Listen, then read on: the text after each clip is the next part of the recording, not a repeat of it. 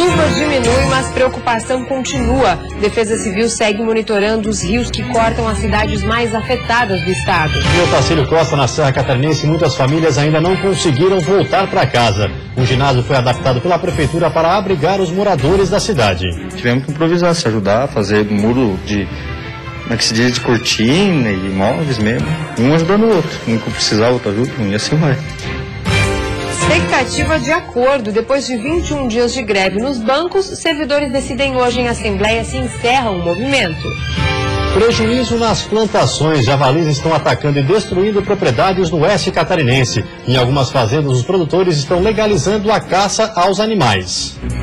E ainda no futebol, nenhum time catarinense venceu no fim de semana. Mesmo assim, eles foram beneficiados pelos outros resultados da rodada.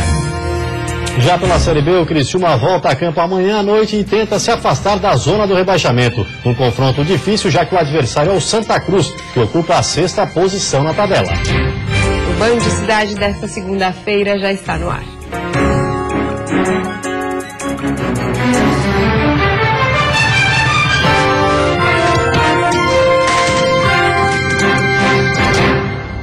Olá, boa noite. Boa noite. Em Otacílio Costa, cidade da Serra que foi mais afetada com as últimas chuvas, a situação ainda preocupa. Quem precisou sair de casa ainda não conseguiu retornar. Casa de Luciane e da família dele desde sábado.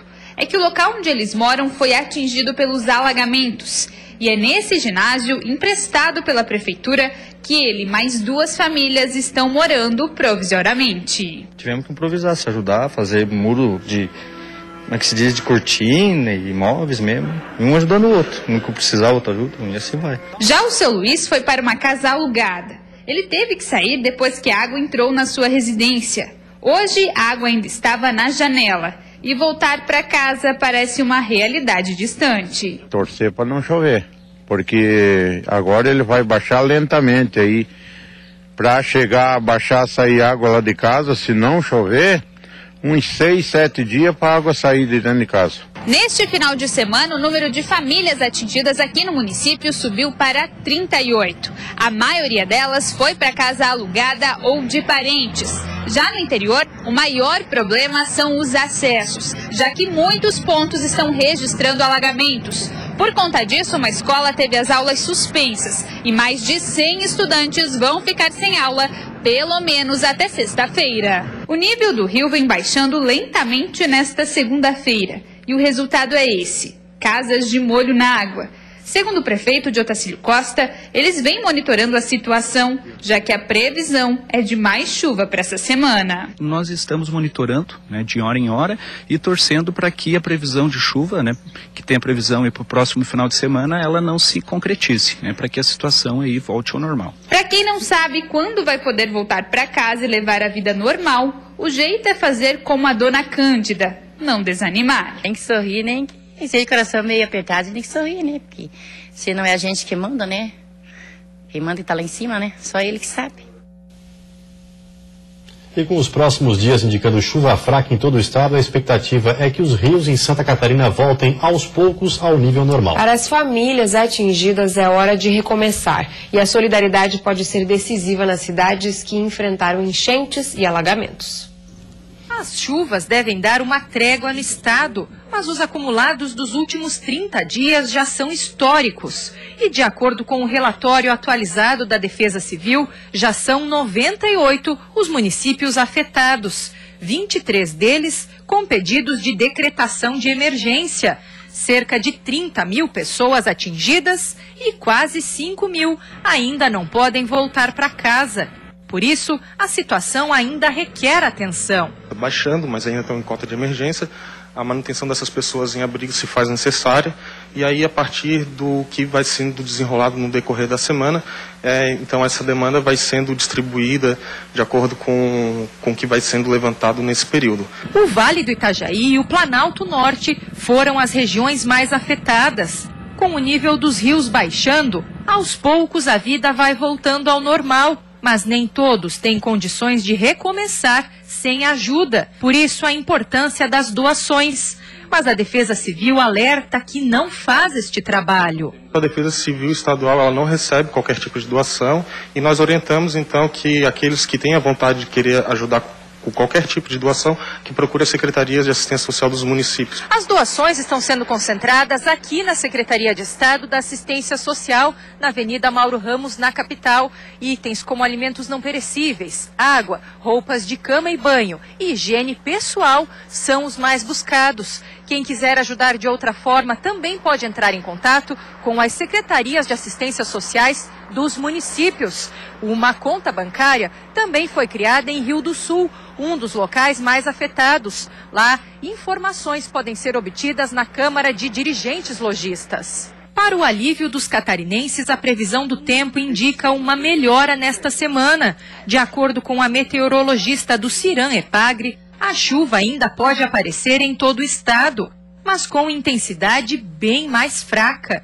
Influência do El Niño, que deve estar presente até pelo menos este verão. Deve permanecer essa condição de chuva, que deve se concentrar um pouco mais lá no oeste, meio oeste do estado, e com uma melhor distribuição nas outras regiões, já que é devido à circulação marítima, é a umidade que chega do mar e que provoca essa chuva mais constante, mas com volumes de chuva que não devem assustar tanto, né? E a seguir, prejuízo aos produtores. Plantações no oeste estão sendo destruídas por javalis. E ainda fruticultura em alta no estado. O fortalecimento do setor foi discutido no encontro em Chapecó.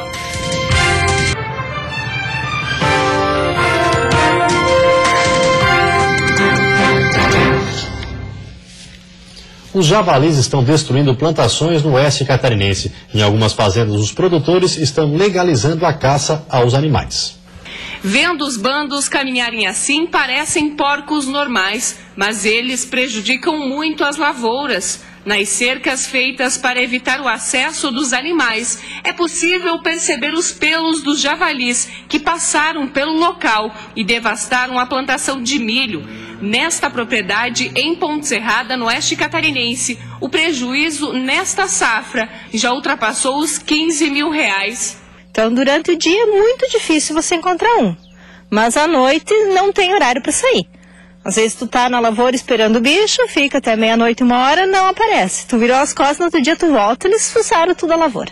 Ao todo, são cerca de 3 mil javalis distribuídos em várias regiões de Santa Catarina. Os animais são considerados exóticos, mas são selvagens e, além de atacarem as lavouras, oferecem riscos para a população. Esse canal de comunicação entre a vida silvestre e o homem, cada dia chegando mais perto. E essa condição sanitária ainda desconhecida, ela pode representar risco caso essa população traga alguma enfermidade ou leve, né, para populações silvestres também. Em Santa Catarina, a região que mais sofre com os prejuízos dos javalis é o oeste do estado. Os municípios de Ponte Serrada e Passos Maia já têm algumas fazendas que conseguiram legalizar a caça. Essa documentação é fornecida pela Polícia Ambiental ou o IBAMA. Nos locais onde a população de javalis é intensa, são feitas armadilhas para capturar os animais. Nesta fazenda, o produtor conseguiu a licença para a caça. Então, quando saiu uma normativa, a gente entrou em contato com o pessoal da Ambiental, montou o processo e encaminhou. Essa liberação é para 6 meses, tem que preencher uma ficha com um abate, dizendo se é macho, se é fêmea, pesar o animal.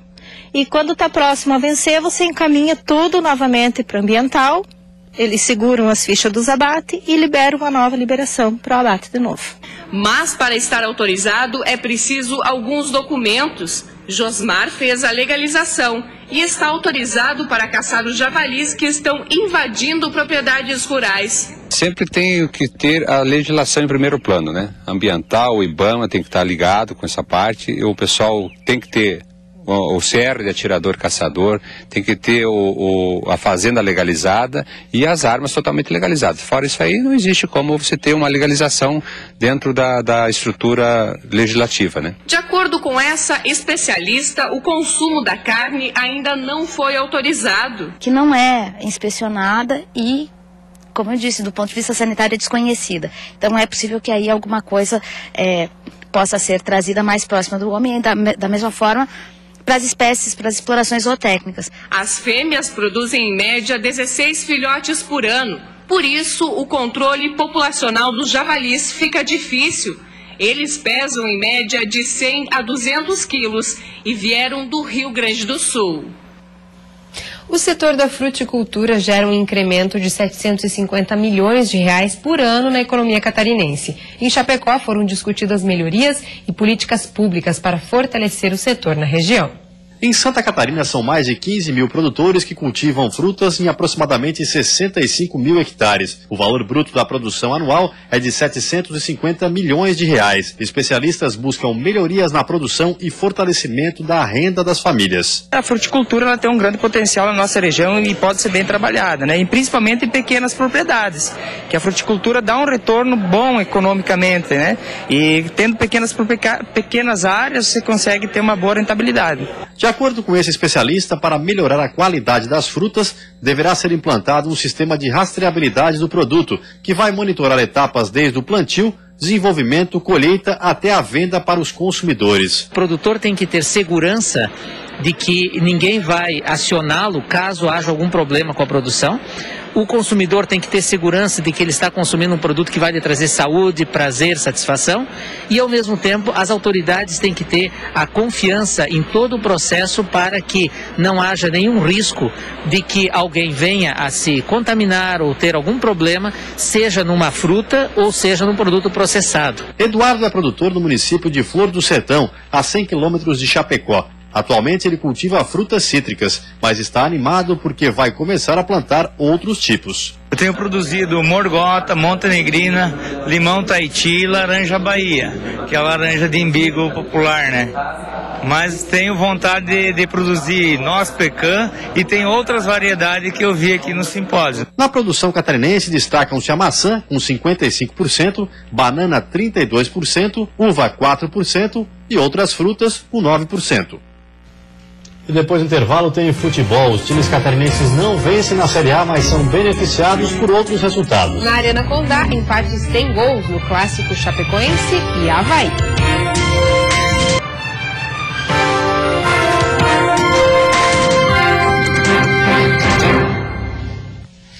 Futebol, numa rodada em que os times catarinenses acabaram beneficiados pelos outros resultados, deu empate no clássico da Arena Condá. Veja como foi. O Leão da Ilha queria aproveitar as chances. Rômulo chutou forte, mas Danilo espalmou e a bola foi para a linha de fundo. Os donos da casa tentaram com o Maranhão, que cruzou para Túlio de Melo, mas Wagner fez uma boa defesa. A grande chance do time da capital foi com Rômulo. Ele recebeu dentro da área, girou, mas na hora do chute, a bola desviou na zaga e Danilo espalmou. No segundo tempo, os visitantes iniciaram melhor, marcando e tentando abrir o placar. Neste lance, o Verdão do Oeste desperdiçou mais uma chance. O Leão da Ilha até marcou um gol com o Rômulo, mas o juiz Anderson Daronco anulou.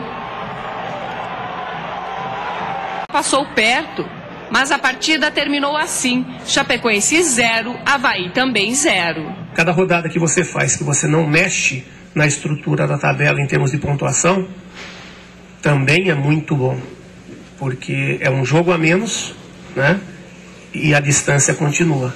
Se você puder aumentar, melhor ainda. A equipe teve tranquilidade, né? Momentos que teve que trabalhar a bola, colocamos, posicionamos, eliminamos o contra-ataque, conseguimos ter alguma transição, de repente nós não optamos por melhor passe no contra-ataque, mas vamos valorizar pela postura e valorizar com um ponto que estamos levando para Florianópolis, importantíssimo, desde que a gente faça o dever de casa. O Joinville mostrou um bom futebol em Porto Alegre e mesmo assim acabou derrotado pelo Internacional. No Orlando Scarpelli, o Figueirense por pouco não saiu com a vitória. Confira os melhores lances dos dois jogos. Figueirense e Santos criaram boas chances de gol, mas esbarraram em uma noite inspirada de dois grandes goleiros. No chute de Iago, Vanderlei foi buscar no cantinho e quando Dudu encheu o pé, no rebote, o goleiro do Santos, numa defesa de puro reflexo, impediu o gol do atacante. Já no fim da primeira etapa, mais um duelo entre Dudu e Vanderlei. O atacante aproveitou um chutão de João Vitor e avançou livre na direção do gol. Vanderlei saiu bem, fechou o ângulo e atrapalhou o atacante do Figueirense, que desperdiçou a melhor chance da primeira etapa. Nessa pancada de Giovânio, Alex Muralha apareceu bem para evitar o gol santista. A resposta do Figueirense foi rápida. Suelton teve a chance, mas parou novamente na grande defesa de Vanderlei. O Figueirense reclamou de um empurrão na jogada de Gustavo Henrique em cima do atacante Dudu. Já o Santos pediu toque de mão nesse lance do meia Iago. Com o resultado, o Figueirense ficou na 15ª colocação com 35 pontos. A empatar com o Santos aqui, mesmo sendo aqui, com essa grande equipe do Santos, realmente é um resultado bom. Tá? Mas pela classificação momentânea, não, um ponto só é pouco. No Beira-Rio, Internacional e Joinville fizeram o jogo equilibrado com bons lances, mas poucas chances reais de gol. Do lado gaúcho, as melhores oportunidades do primeiro tempo vieram com o zagueiro Juan, depois da saída de bola de Agenor. E com o volante Newton, nessa pancada de fora da área, tirada em cima da linha. Já pelo Jack, Anselmo teve tudo para fazer o gol, ou até tocar para Edgar Júnior, que entrava voando pelo meio, mas não fez nenhuma coisa nem outra. E o castigo veio, cruzamento de D'Alessandro e Vitinho livre nem precisou subir para cabecear e vencer o goleiro Agenor. Depois de sofrer o gol, o Jack partiu para cima e nesse lance pediu pênalti de Alisson e William Pope, que chegou a se lesionar e teve que ser substituído. Mas no fim, terminou assim mesmo. Internacional 1, Joinville 0. O Jack é o penúltimo colocado com 30 pontos. E pela Série B, o Criciúma volta a jogar amanhã contra o Santa Cruz. O jogo é fora de casa e conta com um reforço, a volta do atacante Bruno Lopes. Bruno Lopes vive um recomeço na carreira. Depois de subir como promessa, ele ganhou espaço no time titular e foi um dos destaques do Criciúma no Catarinense desse ano. Mas na Série B, amagou o banco de reservas e nem chegou a ser relacionado durante a passagem de Petkovic no sul do estado. Agora, com o Roberto Cavalo, ele ganhou uma nova chance. Estou tentando aproveitar a oportunidade ao máximo. O professor vem passando uma confiança muito grande, sempre está conversando comigo, para mim está desempenhando o máximo que eu posso. Ele sabe que ainda tem muito mais a evoluir, muito mais a mostrar. Mas eu estou muito contente pela oportunidade que ele tem me dado. Titular nos 2 últimos jogos, Bruno Lopes balançou as redes na vitória contra o Ceará, mas sentiu desgaste físico. O último jogo dele pelo profissional tinha sido em maio, há 5 meses. Por isso, ainda não tem condições de atuar os 90 minutos. Sempre me destaquei nessa parte de recuperação, de acompanhar os laterais. Ajudou bastante na parte tática, então eu tenho que estar muito bem preparado, muito bem fisicamente para aguentar o jogo inteiro. E eu venho trabalhando isso para estar conseguindo desempenhar o melhor papel possível. E a seguir, regata Jacques Vabre. Os 42 barcos já estão navegando rumo a Itajaí. E ainda greve nos bancos. Servidores decidem hoje em assembleia se encerram a paralisação.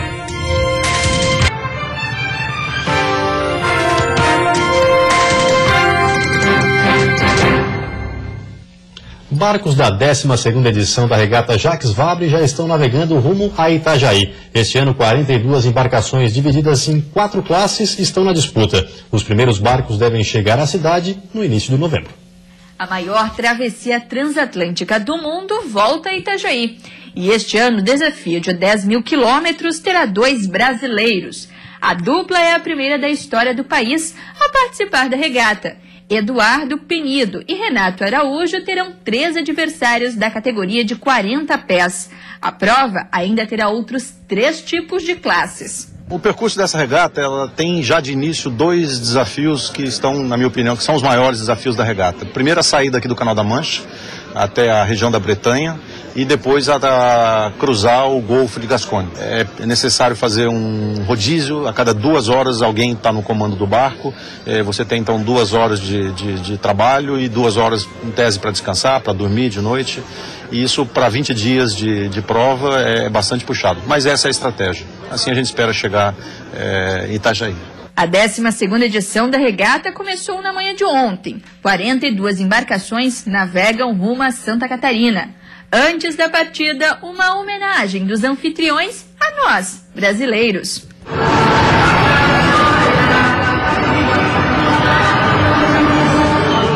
A Transat Jacques Vabre, também conhecida como Rota do Café, é disputada em duplas. Os mais rápidos devem completar a regata em 11 dias e chegar a Itajaí no começo de novembro, se o tempo contribuir. Esta será a segunda vez que a competição terá a cidade catarinense como chegada. É o povo de Itajaí que está sendo comentado, visto aqui na Europa. É por isso que nós entendemos que um evento como a Regata Jacques Vabre é importante não só para Itajaí, mas toda a nossa região, né, o estado de Santa Catarina e o próprio Brasil. Em 2013, a Transat Jacques Vabre reuniu quase 600 mil visitantes nas duas vilas da regata, em Le Havre, na França, e em Itajaí. Os portões da Vila da Regata abrem no dia 3 de novembro. A programação da 29ª Marejada, a aventura pelos mares do mundo, acontece paralela com a regata.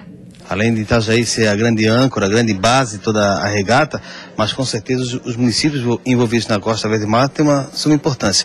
E Itapema será uma co-participante também, com a regata em Shore, Itajaí e Itapema. Então é com grande satisfação que a gente recebe a regata lá, né, e para a nossa região é de suma importância sobre a questão turística. Após 21 dias de greve dos bancos, servidores decidem hoje em assembleia se encerra uma paralisação. O Comando Nacional recomendou o fim do movimento. O Comando Nacional da Greve recebeu no último sábado uma proposta global da FENABAN. A oferta inclui, além dos reajustes de 10% no salário e 14% no piso e no vale-refeição, o abono em 63% das horas dos trabalhadores de 6 horas, de um total de 84 horas, e 72% para os trabalhadores de 8 horas, de um total de 112 horas. A recomendação do Comando Nacional da Greve é pela aceitação desta última proposta feita pelos bancos e pela volta ao trabalho a partir de amanhã, mas a decisão de cada Assembleia Regional é soberana. As assembleias tiveram início às 5 da tarde em todo o país. Em Santa Catarina, acontece em Florianópolis. Em Laguna, no sul do estado, continuam as investigações sobre uma licitação da Fundação Lagunense de Cultura. Hoje foi a vez do proprietário da empresa que venceu o pregão conversar com nossa equipe. William de Almeida Pereira recebeu nossa equipe no escritório da empresa Schmidt. Ele negou que tenha ocorrido qualquer irregularidade no processo de licitação e contratação da empresa. Um dos pontos investigados pelo Ministério Público Estadual foi a subcontratação de outra empresa para executar os serviços. No contrato assinado, vedava a subcontratação. Então, isso realmente é uma incógnita, não tem documentação demonstrando como se fez essa contratação dessa pessoa. William, responsável pela Schmidt Serviços e Comércio Limitada, empresa que venceu a licitação e executou o serviço, comentou a situação. Vocês contrataram uma outra empresa para exercer esse projeto? Não, a gente não contratou. A gente contratou o João, tá, como pessoa física, o museólogo como pessoa física, tá? Além dele, a gente tem um Maurício, que ele é historiador. Nós temos a menina, esqueci o nome dela, que ela é restauradora, conservadora, a Ângela, tá? E mais uma série de estagiários. Como são contratos técnicos, eu posso fazer eles através de contratos pontuais, tá? No prazo do contrato ali. Tu contratou então os profissionais separadamente? Profissionais separadamente, pessoa física. O pregão 5 de 2014 foi a primeira licitação vencida pela Schmidt e até hoje é de maior valor. Ao todo, R$481 mil vieram do BNDES e foram repassados pela Fundação Lagunense de Cultura à empresa.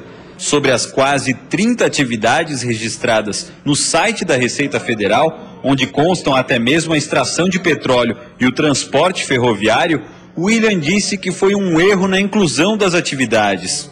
Quando a gente fez essa alteração, acabou entrando todas essas subatividades, mas na realidade a gente não usufrui dela, tá? Bastava colocar uma atividade, tanto que a gente já fez uma alteração para correção, tá? Tirando tudo que a gente não faz. William também falou sobre a relação de amizade entre ele e o ex-presidente da Fundação, Leonardo Pascoal, que foi levantada e negada pelo próprio Leonardo na semana passada. Aquela foto foi num evento de um bloco que a gente tinha ali, e ele acabou me encontrando, apertou minha bochecha, só que ele já estava um pouco alterado, Mas relação de a gente pegar, sair com a esposa para jantar, para fazer alguma coisa de amizade, fazer alguma coisa junto, a gente não tem não. De acordo ainda com o empresário, a Schmidt Serviços e Comércio Limitada pretende agora participar de outras licitações, tanto estaduais quanto federais, em especial na área de projetos e pesquisas. Como a verba veio do BNDES, a investigação agora sobre o caso passará para a Justiça Federal, que deverá dar sequência na análise da documentação apreendida. E você fica agora com o Jornal da Band. Uma ótima noite para você. Até amanhã. Boa noite. Até amanhã.